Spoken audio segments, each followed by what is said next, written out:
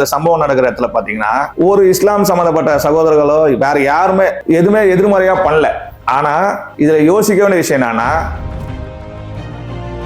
இதுல என்ன விஷயம்னா, நீங்க அமைதிப்படன்னு ஒரு படம் பாத்தீங்கன்னா மணிவண்ணன் சார் சத்யராஜன் வச்சிருப்பாங்க. அதுல நீங்க பாத்தீங்கன்னா அவர் குளத்துல இருந்து குளிச்சுட்டு வரப்ப பாத்தீங்கன்னா ஒரு சீன் இருக்கும். என்னடா சண்டை போட்டது மறந்து போச்சுங்க. சண்டை போட்டா அப்ப பழசெல்லாம் மறந்து போயிருமா?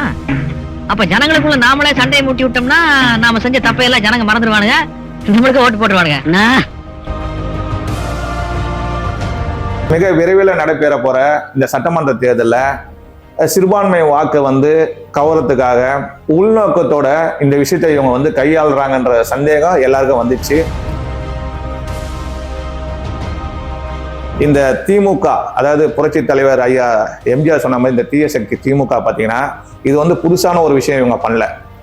பொங்கல் நேரத்தில் இவங்க திமுக ஏதாச்சும் ஒரு இடத்துல மக்கள்கிட்ட திசை திருப்பி பிரச்சனையை தேர்தல் நேரத்தில் ஓட்டு வாங்கணுன்றதால எப்ப பார்த்தாலும் இந்த மாதிரி விஷயம் எல்லாம் பண்ணுவாங்க. முன்னாடி